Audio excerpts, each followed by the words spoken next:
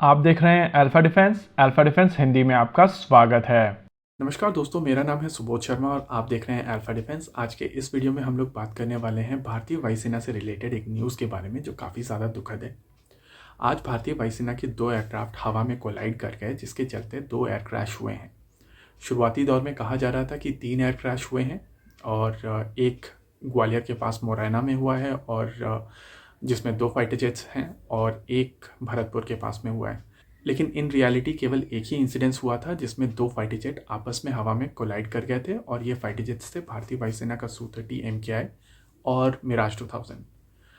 अगर पायलट्स की बात की जाए तो एक पायलट हम लोगों के बीच अब नहीं रहे हैं और ये बहुत ज़्यादा दुखद खबर है। हालांकि इस क्रैश को लेकर अलग अलग तरीके के रिएक्शंस आ रहे हैं, बहुत सारे लोग अलग अलग तरीके की बातें कर रहे हैं और बहुत ज़रूरी है कि इन बातों को लेकर अभी बात की जाए। सबसे पहले तो मैंने शुरुआत में ट्विटर पर ट्वीट करके ये चीज़ कही थी कि प्लीज़ वो वीडियोस जो निकले हुए हैं उनको शेयर मत कीजिए। देखिए, हम लोग ये चीज़ रियलाइज़ नहीं करते हैं, बहुत सारे लोग इन चीज़ों के बारे में जानते नहीं हैं, लेकिन आपको ये चीज़ समझनी पड़ेगी कि जो लोग फाइटर एयरक्राफ्ट उड़ाते हैं उनकी फैमिलीज़ भी हैं और जब आप इस तरीके के फुटेज शेयर करते हैं आप उनको लेकर बहुत ज़्यादा इंसेंसिटिव हो जाते हैं। ये चीज़ें बहुत ज़रूरी हैं कि हम लोग इन सब चीज़ों पर ध्यान दें और केवल लाइक्स और सब्सक्रिप्शन के चलते ऐसी फ़ोटोग्राफ्स, ऐसी चीज़ें शेयर ना करें। देखिए, आपको समझना पड़ेगा कि जब भी कोई ऐसा इंसिडेंस होता है तो फैमिलीज़ वैसे ही बहुत ज़्यादा प्रेशर में होती हैं, उनके ऊपर बहुत ज़्यादा कह सकते हैं बहुत बड़ा दुख उनके ऊपर आ जाता है और ऐसे में अगर आप इस तरीके की फुटेज शेयर करेंगे और वो उनके सामने जाती है तो उसका इम्पैक्ट बहुत गलत होता है। दूसरी चीज़, बहुत सारे लोग बोल रहे हैं कि भारतीय वायुसेना बहुत ज़्यादा अनप्रोफेशनल है और ऐसा कैसे हो गया है। इससे पहले भी एयर क्रैश हुए हैं और फिर उसके बाद इसको लिंक कर दिया जाता है कि बालाकोट के टाइम पर कोलैटरल डैमेज हुआ था, जहाँ पर हम लोगों ने अपना एक हेलीकॉप्टर लूज़ किया था, जो बेसिकली भारतीय वायुसेना की surface to air missile systems ने मार कर गिरा दिया था। देखिए, ये चीज़ें आपको समझनी पड़ेगी कि बेस्ट फाइटर जेट्स थोड़े दिन पहले यूनाइटेड स्टेट्स ऑफ अमेरिका के यूएस नेवी के 2 एयरक्राफ्ट क्रैश हुए थे मिड एयर कोलिजन में।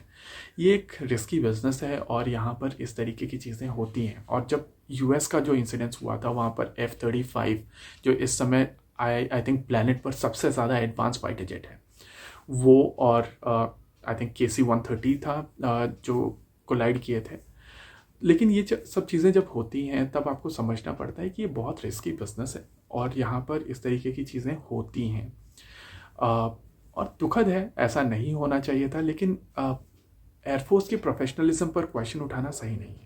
आपको समझना पड़ेगा कि बहुत सारा वेटिंग प्रोसेस होता है फाइटर पायलट बनने के लिए। हर कोई नहीं बन सकता फाइटर पायलट और इनकी ट्रेनिंग बहुत ज़्यादा डिफ़िकल्ट होती है। बहुत सारे टेस्ट पास करके, क्लियर करके तब जाकर कोई भारतीय वायुसेना में फाइटर जेट पायलट बनता है।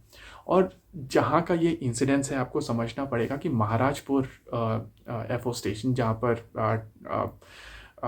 बेसिकली कह सकते हैं कि भारतीय वायुसेना का ब्रेन रहता है या वहाँ पर सारी टैक्टिक्स वगैरह डेवलप की जाती हैं। मिराज 2000 वहाँ पर हैं और दूसरी स्क्वाड्रंस के फाइटर जेट वहाँ पर जाते हैं। और ये जो इंसिडेंस हुआ है इसके चलते आपको समझना पड़ेगा कि एक्सीडेंट है और एक्सीडेंट्स होते हैं, दुखद है लेकिन होते हैं।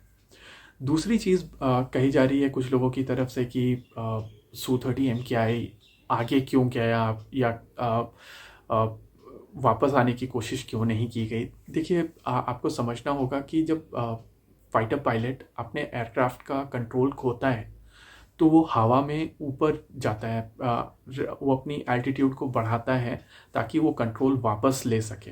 ऐसे में जिस तरफ आप जा रहे हैं आप मनूवर ना करके कोशिश करते हैं आप अपने एयरक्राफ्ट की एल्टीट्यूड को बढ़ाएं और ऐसी स्थिति में Su-30 MKI के ऊपर पहले कंट्रोल करने की कोशिश की गई और उसके बाद उसको इजेक्ट किया गया।